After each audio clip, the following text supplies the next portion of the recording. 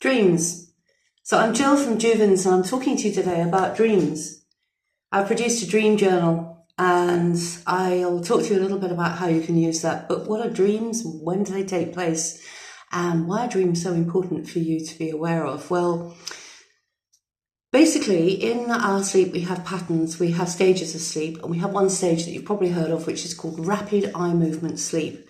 And rapid eye movement sleep is a stage of sleep. So we go through different stages during the night, and it's when the brain becomes hyperactive. So it resembles wakefulness, except it's as if the mind, the brain system is awake, wide awake, but the system is paralyzed, largely paralyzed.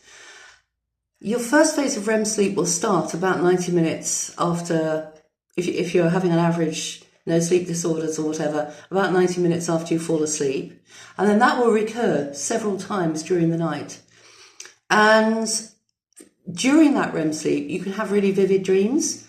And it is when that is most likely to occur. You're most likely to get dreams during this REM sleep because the brain is actually consolidating, processing memories, emotions especially, and experiences. So the things that happen to you during the day that create memories, emotions, etc., all of that has to be consolidated. And this stage is thought to play a part, a key emotional part in your emotional regulation, your learning, and what we call memory consolidation. So it's just putting everything into the boxes of memory. Now, obviously, your day-to-day events, as I've said, are going to sharply influence the content of your dreams, your experiences, etc. They can be emotionally charged. So emotionally charged experiences during the day can show up as emotional dreams. You can have stressful, sad, emotional, often showing up as symbols. So symbols can show up. It doesn't necessarily mean that you're crying in your dream, but you might have something showing that is somehow symbolic of that experience. It's like a metaphor. It's a story. So you can make anything. You can do anything much in your dreams. So you can have these interesting symbols, a really untidy house, really decrepit, falling down, floors giving way, things like this. But that's going to be a symbol of something to do with the emotions, etc. And your brain is using dreaming to process these emotions that you have when you're awake in the day. And it just creates these meanings out of it because your brain and your mind don't go to sleep. They stay awake, if you like. You go to sleep, you have a rest, so that your system can do its mending, do its healing, do its consolidating of memory and the rest of it. But your mind is still keeping you breathing, your mind is still keeping your heartbeat going, your brain, etc. is still doing those functions. And equally, you're still doing activity. There's still this activity, this thought and activity going on. So every tiny interaction or thought during the day that you have during a day can then come out in a dream. So therefore, it could be anything. It could be really creative. Your mind can just create anything it wants to. And sometimes what you actually experience in the dream can be very surprising and very exaggerated. It's nothing like a normal experience. It's, hyper. So, if you're having dreams and you are enjoying the dream, then that's okay. It can be quite nice. But if you're concerned about dreams, then best thing to do is start writing them down. And the reason to write them down and get that down within 5 to 10 minutes of waking up and thinking, I've had that dream, grab a pen, start writing, because you will find that you won't remember the dream the way that you will remember the events that take place during the day. Those memories are stored slightly differently. So as I've already said, 80 to 90% of dreams are forgotten. We don't remember them at all. So write them down, write them down, either, buy one of these journals of mine off Amazon, or you can use an ordinary journal. You can do what you want. But if you write them down, that solves two purposes. Firstly, you'll remember the details of the dream. So if somebody says, well, what was the dream? It's like, I've written it down, I can remember what it was. Secondly, if you have the same dream over and over, you can monitor that. You can see if it is the same dream over and over, or if it's slightly different. And also, if you want to talk to somebody about the dream, because if you sit down and you read that dream back at a later point, one important question to ask yourself is, oh, well, that's interesting. That's an interesting story. Why am I telling myself that story? I wonder why I was telling that.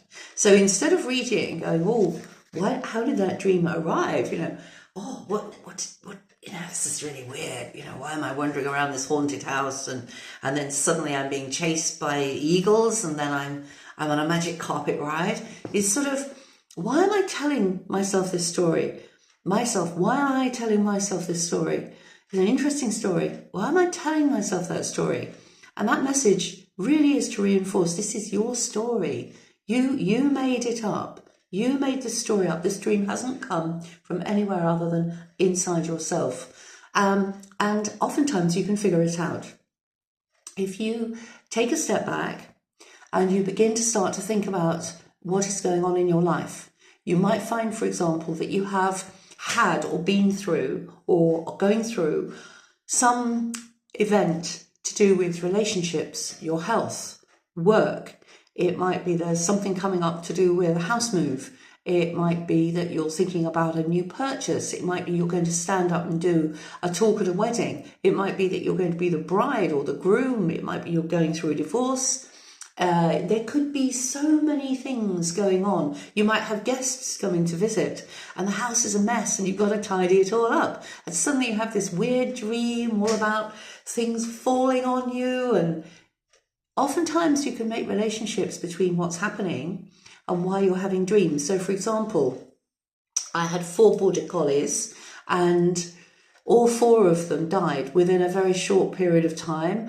And I was really sad, obviously. They've been a huge part of my life. I used to compete with them. And for several months afterwards, I used to have dreams about my dogs, and my dogs were in my dreams. And sometimes it was really lovely to have these dreams. At other times it was really sad, because then I'd wake up and realise that, no, I couldn't hear them. No. Oh no, the dogs have gone. Sometimes dreams can be just odd, maybe because you've been out, you might have eaten or drunk something or something that you shouldn't have done, let's just put it that way, and that's caused a huge interaction with your system, and then you have these peculiar dreams and you can't work out why. And sometimes that can just be because maybe your mind is not quite working in straight lines, or it might be that actually you were at a party and everything was so wild and crazy, you had this wild, crazy dream, and when you wake up in the morning it feels as if it's so real, it really happened, but then you realise it was a dream. So write your dreams down, and then that way not only can you have a look to see whether there's some relationship, but also, if you really are bothered by it, you can then go and book to see a therapist. And you knew I'd get to that point at some point. Because the truth is that sometimes you can't work things out by yourself. And going on social media and posting in groups and things like this, you're going to get all sorts of interesting information and advice. So my advice is always, if you're not sure, go and talk to somebody who's professionally qualified, even if it's a one-off. But if you've got stuff written down, and especially if alongside the dream, you've maybe written down something about, well, what is the pattern of my sleep? Am I sleeping in a normal pattern now? Am I finding that maybe I am eating foods at different times? I have got something else I'm trying to fit in. Put it all down, because that's what we call your his story or your her story. It's the story when, as clinicians, and I'm a clinician,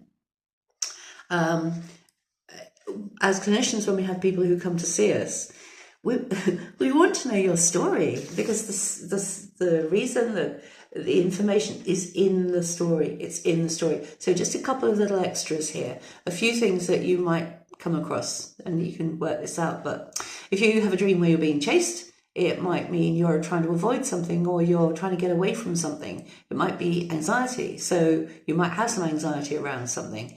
If you have a dream where you're falling you feel as if you're dropping and you're falling. It might be that in some part of your life you feel out of control or insecure, and so you're falling and you wake up oomph as you hit the ground. I've done that many times.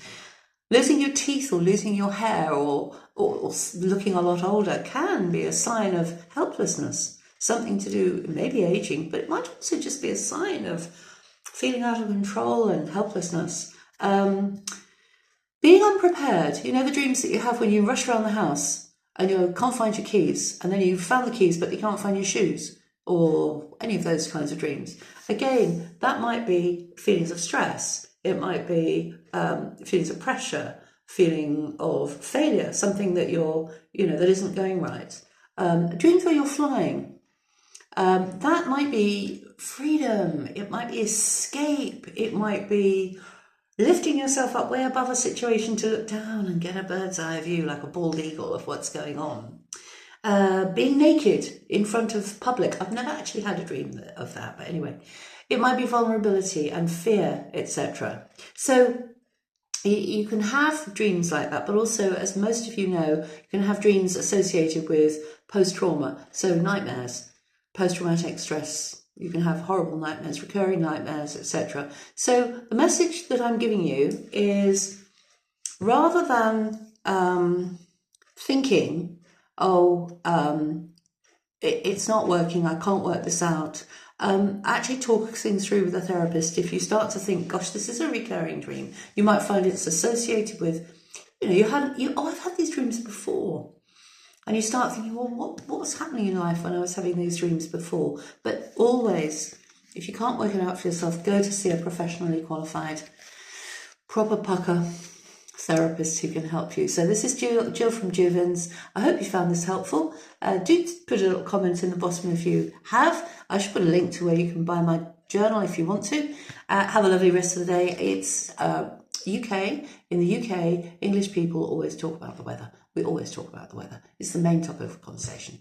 And because the weather in England changes from moment to moment, we're always moaning about the weather. So we never have the right clothes. So I'll tell you what the weather is like here today. It's changeable. The weather is changeable today. What that means is you can't guarantee that it isn't going to rain or be brilliantly hot or sunny. You can't guarantee that it isn't going to be windy. You need to take a coat and wear a jumper like this, but have a t-shirt underneath, because suddenly the sun might come out and be really warm, in which case you'll need to take everything off, or suddenly it might get cold and it might change and you might get torrential downpours. So a lot of times we talk about the weather in England. If you ever come over here, you'll discover we talk about the weather a lot. So every day when I come on and I do a little thing, I shall tell you about the weather, because I shall tell you exactly what we talk about in England. Have a lovely day. Take care. Love you all. Bye.